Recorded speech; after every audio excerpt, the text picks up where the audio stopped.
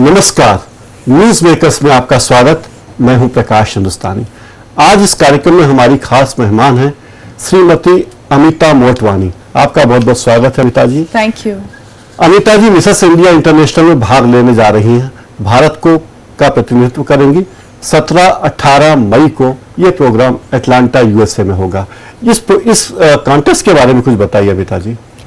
ये पैजेंट है Mrs India international 2013 जी। और इसमें जो है ये पैजेंट टोटली फैमिली वैल्यूज़ पे बेस्ड होता है, जिसमें आप एज अ पर्सन मतलब सिर्फ एक ब्यूटीफुल बॉडी इज़ नॉट आपका मतलब मेन।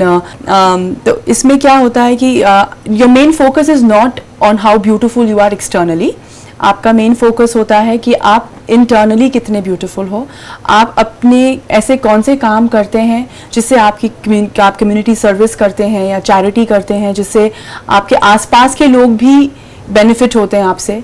तो ये pageant overall is for a woman of substance कि आप में कितना मतलब फिजिकल ब्यूटी के अलावा इंटरनली आपके अंदर और क्या क्या है। And you have to be married, you have to be a family rooted person. आपके पास में क्या वे इसकी भी जांच करते हैं कि आपके परिवार की तरफ आप कितना ध्यान देती हैं? परिवार टोटली इस पैजेंट में आपको जानकर हैरानी होगी कि ये पैजेंट जब हमारा मतलब सिलेक्शन स्टार्ट हुए थे तो इस पैजेंट में इंटरव्यूज़ हुए हैं जिसमें सिर्फ they have also interviewed my husband कि अच्छा। हाँ जी, कि आप सपोर्ट कितना करते हैं अपनी वाइफ को, वो इस पैजेंट में आ रहे हैं। और मुझसे तो नहीं हुआ, पर जहाँ पर उनको ज़रूरत लगती है वो इवन इन लॉज से इंटरव्यू लेते हैं। यानी कोई विवाहित महिला सेपरेट हो जाए अपने पति से तो इसमें भाग नहीं ले सकती? I have really no idea on that, but yes अगर आप अगर सेपरेटेड हैं, मतलब ये ग्लैड राइट्स मिसेस इंडिया में तो इस चीज़ की नहीं थी कि आप सेपरेटेड हों या अनफॉर्चुनेटली विडोड हैं तो भी आप आ सकते थे। पर इस पैजेंट में आपको आपकी फैमिली का कितना सपोर्ट है, फिर आप चाहे फैमिली आपकी पेरेंट्स हों या फिर आपके इन लॉज एंड आपके हस्बैंड हों, फैमिली सपोर्ट। मिस इंडिया से और इस कंपटीशन में क्या अंतर है? मोटा मोटा अंतर। एक तो मिस इंडिया में मिस होना जरूरी है, इसमें मिसेस होना जरूरी है, इसके अलावा मेनली ये है कि वो पैजेंट जो है इज बेस्ड ऑन मतलब उसमें इक्वल इम्पोर्टेंस दिया जाता है कि आप एक्सटर्नली कितने ब्यूटीफुल हैं, आप में कितना कैरिज्मा है overall as a personality. And ये पैजेंट में क्या होता है, जो भी मिसेस मैरिड वुमेन के लिए पैजेंट्स होते हैं, इन पैजेंट्स में आपकी फैमिली वैल्यूज़, आपके फैमिली के प्रति जिम्मेदारियों से आप भाग कर दो नहीं ये पैजेंट कर रहे हैं। You have to be rooted which is very important.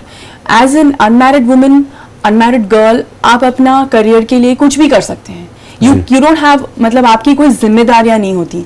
पर आप एक मैरिड वुमेन हैं, आपकी फर्स्ट प्रायोरिटी हमेशा आपकी फैमिली होगी, आपके बच्चे होंगे, आपके पति होंगे, और ये इस चीज को ध्यान में रख के बनाया जाता है। इसका मतलब भारतीय भावनाओं को, भारतीय जनमानस को देखकर टोटली मतलब ये एक इतना खूबसूरत प्लेटफॉर्म है कि एक आप अपना एक the very essence of India और the very essence of being an Indian woman in complete, कि आप एक मैरिड वुमन हैं, आप एक माँ हैं, आप एक करियर ओरिएंटेड पर्सन हैं, और आप सब कुछ बहुत खूबसूरती से हैंडल कर रहे हैं। यानी सुष्मिता सेन अगर चाहे तो वो इस कंपटीशन में भाग नहीं ले सकती? Unfortunately, I really admire her. She's my role model also in a way, but no, she's not married, so you have to be married. Miss India की जो विनर होती हैं उनके लिए बॉलीवुड एक टारगेट होता है और वो मिस इंडिया के ताज को एक सीढ़ी की तरह वापरती हैं। हाँ जी। आपके इसमें ऐसा कुछ है? देखिए, अपॉर्चुनिटीज़ आपको चाहे आप मिस इंडिया से मिलें या फिर मिसेस इंडिया से मिलें या मिसेस इंडिया इंटरनेशनल से मिलें या मिसेस वर्ल्ड से मिलें, इसकी कोई अंत नहीं है। अपॉर्चुनिटीज़ आपको बहुत मिलेंगी। अब वो आप पर है कि आप किस तरह से अपना बैलेंस स्ट्राइक करके किस अपॉर्चुनिटी को अवेल करके कहाँ तक पहुँच सकते हैं। 2008 में आप मिसेस इंडिया एक्सोटिक चुनी गई थी, उसके बाद आपने फिल्मों में कोशिश नहीं की या ऑफर नहीं आया, आपने सोचा भी नहीं? नहीं, ऑनेस्टली मुझे ऑफर्स आए थे, but not for films. I had got offers for television serials, but at that point of time मेरी priority was more on my daughter. मेरी तब बेटी जो है सिर्फ 1.5 साल की थी, जो मेरी बड़ी बेटी है, तो मेरा फोकस उस पर था। And I was very happy with my career जो मैं कर रही थी. इस मामले में मतलब मैंने ज़्यादा उस चीज़ को ये नहीं किया, इनकरेज नहीं किया उस टाइम पे. But I have no regrets. अभी भी आपके मन में कोई ख्याल है कि फिल्मों में ट्राई करें या ज़्यादा नाम शोहरत दौलत कमाई जाए? ऑनेस्टली मैं इस जंक्शन पे हूँ अपनी लाइफ के कि मैं किसी भी चीज़ को जो है अभी इन terms of opportunities and good lucrative opportunities coming my way, मैं किसी भी चीज़ को मना नहीं कर रही हूँ अगर मुझे कोई अच्छी अपॉर्चुनिटी मिलती है. लेकिन आपने संघर्ष नहीं किया कि बॉम्बे में जाएं, अपने एजेंट बनाएं, एजेंट दौड़ धूप करें, आप स्टूडियो जाएं, प्रोड्यूसर से मिलें, आपने ऐसी कोई कोशिश नहीं की? नहीं. कभी ख्याल आया आपके मन में? नहीं. नहीं आया, बिकॉज मैं लाइक आई सेड मैं ये पैजेंट्स में शादी के बाद ही आई हूँ. It was Mrs Gladrags Mrs India 2008 जिसमें मैंने पहली बार भाग लिया था. तो I would say I am pretty deeply rooted to my family and ये वेरी सब हैप्पी. चीजें गौण हैं, आपने उनके बारे में सोचा भी नहीं? ठीक है, आ जाएगा रास्ते में तो ठीक है, हाँ जी. पर ऐसे कुछ उसके लिए मरना खपना संघर्ष करने के मूड नहीं है आपका? नहीं, मैं मरती खपती संघर्ष करती हूँ अपनी दूसरी चीज़ों की तरफ. इसके लिए मैं जो है अगर कुछ हो जाता है आ जाता है, और अगर अच्छा होता है तो I don't let it go. ऐसा क्यों कहते हैं कि मिसेस इंडिया पीजेंट ज्यादा नैतिक है, ये ज्यादा एथिकल है, और मिस इंडिया में उतने एथिक्स नहीं होते, ऐसा है क्या कुछ? मुझे मिस इंडिया पैजेंट के बारे में एक्चुअली उसकी एथिक्स के बारे में कोई जानकारी नहीं है, तो मैं I can not really comment on that. But Gladrags Mrs India is a pageant which is totally ethical in terms of the lady behind the whole show, Mrs Maureen Wadia. She is very मतलब such a wonderful person, और सब कुछ जो भी होते हैं उसमें जो भी मतलब अलग सब कॉन्टेस्ट होते हैं या प्रिलिमिनरी राउंड्स होते हैं, सब चीज़ें जो है बहुत एथिकली जज की जाती हैं उसमें. ऐसे कंपटीशन में सारा माहौल अंग्रेजी का होता है, तो क्या अंग्रेजी बोलने वाली स्त्री सुंदर होती जो महिला अंग्रेजी नहीं जानती, बंगाली, तमिल, तेलुगु, उड़िया बोलती है, क्या वो सुंदर नहीं होती? I would beg to differ over here. ये मैं नहीं मानती कि अगर आप सिर्फ अंग्रेजी बोलेंगे तो आप सुंदर होंगे. नहीं, उस कंपटीशन में भाग हाँ नहीं जी, ले पाएंगे. मतलब एक्चुअली ये जो टुडे हम चाहे माने या ना माने, अंग्रेजी is a universally official language. हम लोग चाहे इस चीज़ को एक्सेप्ट करें या ना करें. और जब हम एक इंटरनेशनल लेवल पे बात करते हैं, आई फील जो मुझे अपने मतलब पर्सनली लगता है कि इंग्लिश अगर आप बोल पाते हैं तो आपका रीच आउट, आपकी जो एक्सेसिबिलिटी है, हाँ, वो बहुत ज़्यादा अनलिमिटेड हो जाती है. और that is the only reason why English अगर आपको आती है तो इन पैजेंट्स में जो है आपके लिए एक प्लस पॉइंट ही माना जाता है. और कुछ नहीं है कि अगर आप इंग्लिश नहीं आती तो आप इस पैजेंट में नहीं आ सकते, ऐसा नहीं है. पर ये है कि एक ओवरऑल पर्सनालिटी, एक ओवरऑल पैकेज के हिसाब से इट इज. कभी आपके मन में आया कि मिस इंडिया कंपटीशन में जाऊं? पहले शादी के पहले सोचा ही नहीं आपने? नहीं, मन में आया था, पर it like so many thoughts जो when as a growing up teenager आते हैं, तो उस टाइम पे आया था. एंड ऑनेस्टली मैंने इतना उसके ऊपर तवज्जो नहीं दिया था उस टाइम पे. कितनी अच्छी हिंदी आप बोलती हैं, लेकिन फिर भी आप संकोच करती हैं हिंदी बोलने में. ये बताइए, आप जब इस कंपटीशन को जीती तो क्या क्या सोशल सर्विस आपने शुरू की या पहले से करती थी? नहीं, मैं सोशल सर्विस तो शुरू से करती थी. इस पैजेंट मिसेस इंडिया के बाद भी वो चीज़ वैसे ही बरकरार रही है. और अभी भी जो मैं करती हूँ मेनली अंडर प्रिविलेज चिल्ड्रन के लिए करती हूँ.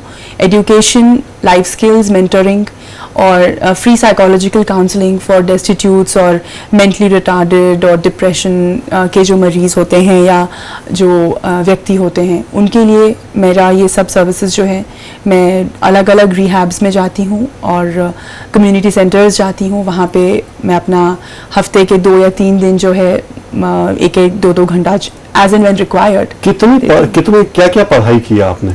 शैक्षणिक आपका एजुकेशनल बैकग्राउंड क्या? मैंने एमए किया है लिटरेचर में, मैंने एमबीए किया है एचआर में, मैंने अपना सर्टिफिकेशन किया है साइकोलॉजिकल काउंसलिंग में, और अब मैं पीएचडी कर रही हूँ. तो किसी कंपनी में ऑफर आपको कैंपस सिलेक्शन वगैरह नहीं हुआ? या आपने सोचा नहीं नौकरी करने की? नहीं, I have had a corporate exposure as well. मैंने पहले नौकरी भी करी है जी. Before my marriage and even after my marriage for a very brief period. पर ऑनेस्टली मेरा रुझाव हमेशा मतलब ये साइकोलॉजिकल काउंसलिंग और लिटरेचर की तरफ ज़्यादा रहा है. तो अभी मैं फिलहाल उसी को परसू कर अपने रही हूँ. परिवार के बारे में कुछ बताइए. आपके हस्बैंड क्या करते हैं, बच्चे हैं आपके कितने हैं, क्या करते हैं वो? मेरे पति हैं मिस्टर पीयूष मोटवानी. वो he is in a private job. और मेरी 2 बेटियां हैं. एक 8 साल की है और एक 14 महीने की. तो कितना समय आपको देना होता है बच्चों को रोज? जितना समय है उतना कम पड़ता है. पूरा समय बच्चों के लिए तो ऐसे तो कोई अपने लिए आप कितना समय देती है? मैं इसको मैं ये सब समय देकर जो समय बचता है उसमें से अपने लिए समय बचा लेती हूँ.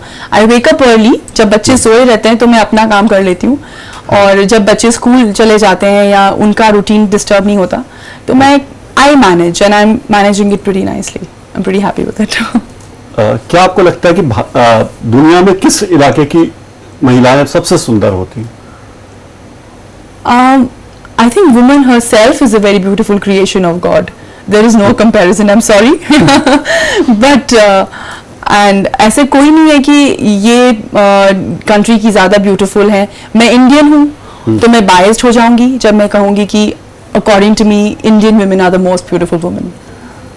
ऐसा कहा जाता है कि इंटरनेशनल प्रेजेंट में जितनी जितनी अंतर्राष्ट्रीय स्पर्धाओं में सुंदरियां चुनी जाती हैं वो पश्चिम के लोग अपना बाजार बढ़ाने के लिए यहाँ के लोगों को चुनते हैं. रीता फारिया के बाद बरसों तक कोई इंडियन लड़की मिस वर्ल्ड या मिस यूनिवर्स नहीं बनी. एकाएक सुष्मिता सेन, ऐश्वर्या राय, एक के बाद एक लगातार लारा दत्ता बनती चली गई.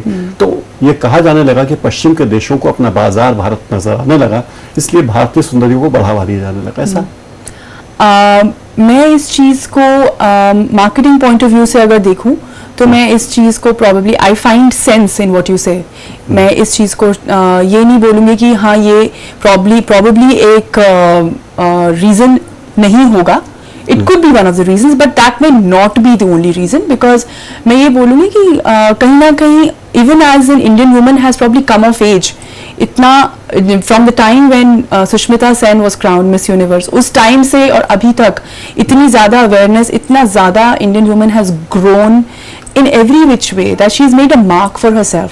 तो सिर्फ marketing के रूप से मैं बोलूँगी कि ये चीज़ होती है, नहीं. I disagree that one of the million reasons में से वो एक रीजन हो सकता है, but the other million reasons are far more important. लोग कहते हैं कि जो इंटरनेशनल प्रेजेंट होते हैं उनमें ज्यादा स्किन शो होता है और उनकी चेहरे पे प्लास्टिक स्माइल होती है. ऐसा है? मैं स्किन शो के मामले में देखिए ऐसा है कि मैं अपने पैजेंट के बारे में बात करूंगी और वही करना चाहूंगी कि मिसेस इंडिया इंटरनेशनल एक पैजेंट है जो कि फैमिली वैल्यूज पे बेस्ड है. एंड इट टोटली अंडरस्टैंड्स कि आप एक मैरिड वुमन है और आप एक इंडियन मैरिड वुमन है. तो कोई भी चीज़ जो आपकी शादीशुदा जिंदगी को जेपडी में डाल दे या जेपडाइज कर दे, उस चीज़ को नहीं यहाँ पे किया जाता. इट इज़ अ पैजेंट जिसमें आपके एथिक्स, आपकी ये जो sanctity of your marriage is not exploited. और आई डोंट थिंक ऐसा कुछ है कि मतलब मैं अपने पैजेंट के बारे में अगर बात करूँ तो यही है. आपको कौन सबसे सुंदर महिला लगती है? आपकी राय में कौन सबसे सुंदर है? मिसेस इंडिया जिसे माने या मिस इंडिया में कौन आपको सबसे सुंदर लगता है आदर्श? जो कि अपने हमारे भारत से जो ओके अमंग दोज जो प्रीवियसली विनर्स रही हैं, I absolutely like Sushmita Sen, Aishwarya Rai, Dia Mirza. All of them have been very nice. अपने इसमें अपने लाइफ में एक उन्होंने सबने अच्छा करियर ग्राफ भी रखा है. और personally today Aishwarya Rai is married, we all know, blessed with a beautiful daughter. तो she is doing very well for herself. मतलब they are all very pretty. It's not just external beauty, it's how they have carried themselves from there on. आपको मई में होने वाले contest के लिए चुना गया है, तो आपकी राय में आपकी क्या खूबी लगी उन्हें? ये वेल आई वुड से कि जैसे मैंने कहा है शुरू से कि ये पैजेंट एक फैमिली वैल्यूज़ पे बेस्ड है, जो कि हमको शुरू से इस चीज़ का आभास रहा है और हमको मालूम रहा है कि as a probable contestant for the as a finalist, probable finalist, ये चीज़ बहुत ज़्यादा इम्पॉर्टेंट है इस पैजेंट में। और आपकी चैरिटी, आपकी कम्युनिटी सर्विस, ओवरऑल आपका कैसा पर्सनालिटी है और आपके थॉट्स कैसे हैं, एवरीथिंग हैज़ बिन इम्पॉर्टेंट। हर चीज़ को तवज्जो दिया जाता है, हर चीज़ को इक्वल इम्पोर्टेंस दिया जाता है। And for me to say as a contestant और as a finalist that I have been chosen, that किस चीज़ को लेकर उन्होंने किया होगा, honestly I can not make guesses there. I would just say कि it must have been everything, because सिर्फ एक ही चीज़ को नहीं फोकस करते हैं, सब चीज़ों को फोकस करते हैं। आपको कब पता चला कि आप सुंदर हैं? छोटपन में पता चल गया था? नहीं, मुझे इस चीज़ का अभी तक एहसास नहीं है ऑनेस्टली। आई डोंट, जब मैं अपने आप को देखती हूँ I am not like oh wow I am pretty, मैं ऐसा नहीं सोचती हूँ। मेरे लिए हमेशा beauty is never been external thing, it's always been much more than that. If beauty के डेफिनेशन अगर कोई मुझसे पूछे तो प्रॉब्ली ये है कि if I can put a smile on a person's face, चाहे वो जो भी कोई हो, जिस तरह से मैं अगर एक उसकी फेस पे जेन्युइन स्माइल ला सकती हूँ, that is what makes me beautiful, that is what makes everyone beautiful. जब आप कॉलेज में पढ़ती थी तो आपको लेके लाठियां बल्लम नहीं चलते कॉलेज में? झगड़े वगैरह नहीं होते थे लड़कों में? मुझे नहीं पता, होते होंगे तो मुझे आई हैव नो आइडिया। जब आप शादी के बाद, पेजेंट जीतने के बाद अपने पति के साथ बाहर जाती हैं तो लोग आपको ट्रीट करते होंगे कि हमारे साथ स्टार हैं, कोई खास हैं, तो कैसा लगता है आपको? बहुत अच्छा लगता है। एडुलेशन किसको नहीं अच्छा लगता? एवरीबडी वांट्स टू गेट, मतलब एडुलेशन ऐसी चीज़ है कि इट्स एडिक्टिव, सबको अच्छा लगता है for what ever reasons. Yes, totally. आप कितने घंटे जिम में जाती हैं, कितने घंटे स्विमिंग करती हैं, योग करती, कितने घंटे आप अपने आप को देती हैं? आपने कहा कि मेरा पूरा समय बच्चों के लिए है, उनके जब वो सोए होते हैं या मुझे वक्त मिलता है, तो कितना समय आप रोज देती हैं, क्या मेहनत करती हैं आप? I am a very tough task master when it comes to myself, और इवन एट होम एक डिसिप्लिन बहुत ज़्यादा ज़रूरी है। तो जहाँ मेरे बच्चे मेरी प्रायोरिटी हैं, which is something which I am very very happy about, at the same time मैं अपने लिए और अपने काम के लिए, मतलब कम्युनिटी सर्विस हो या फिर मेरा करियर हो या मेरे पति हो या मेरे और दूसरे कमिटमेंट्स हो, सब चीज़ों के लिए मैं टाइम निकाल लेती हूँ। Because discipline, like I said, सिर्फ मैं नहीं फॉलो करती हूँ, मैं ये भी इंश्योर करती हूँ कि मेरे घर में मेरे बच्चे भी डिसिप्लिन फॉलो करें, ताकि इंडिपेंडेंस उनको शुरू से रहे। मतलब वो dependency on the mother, dependency on a parent थोड़ा सा उसमें जो है कम हो जाता है। और मैं अपने खुद के लिए जो है I work out like 45 minutes to an hour a day, रोज वर्कआउट में। क्या क्या करती हैं आप? जिम में क्या क्या करती हैं? मैं वेट लिफ्टिंग करती हैं? नहीं, everything, it is cardio, it's light weights, it is a combination of probably cycling या ट्रेडमिल या क्रॉस ट्रेनर, सब कुछ होता है। It's a healthy mix and match of everything. और उसके अलावा yoga, I am a big fan of yoga, तो मेडिटेशन करती हूँ फॉर अराउंड एटलीस्ट आधा घंटा रोज, जहाँ तक हो सके। 15 मिनट्स मॉर्निंग, 15 मिनट्स इवनिंग, शांति से थोड़ा बैठ के सेल्फ एनालिसिस। क्या आपके पास लोगों को पता चले कि Amita Motwani certified psychological counsellor हैं? हाँ, तो बहुत सारे लोग आ जाए आपके पास कि हमें भी काउंसलिंग की जरूरत है, ऐसे कोई लोग आए क्या आपके पास? हाँ जी, आते हैं, बहुत सारे आते हैं काउंसलिंग के लिए। जिन्हें वाकई जरूरत नहीं है फिर भी आते हैं, ऐसे लोग आते हैं क्या? देखिए, जिनको लगता है कि मुझे जरूरत है काउंसलिंग की, कहीं ना कहीं उसको प्रॉब्लली वो कारण जिससे वो आते हैं काउंसलर के पास में, that may not be the real reason, but counselling लेने की जरूरत जरूर होती है इंसान को। एंड काउंसलिंग इज समथिंग, मेरे को लगता है it's such a beautiful tool कि बहुत आपको एक पॉजिटिव आउटलुक ही देता है लाइफ में। अमिता जी, आप जा रही हैं 17-18 मई को होने वाले पेजेंट में। हाँ जी। मिसेस इंडिया इंटरनेशनल आप बने, इंदौर का नाम रोशन करें, देश का नाम रोशन करें, यही शुभकामनाएं। आपने हमें वक्त दिया, हमारे स्टूडियो पधारी, आपका बहुत बहुत धन्यवाद। Thank you so much. News makers में फिलहाल इतना ही। आप हमारा ये कार्यक्रम YouTube पर जाकर भी देख सकते हैं। YouTube का URL स्क्रीन पर नीचे दिया गया है। नमस्कार।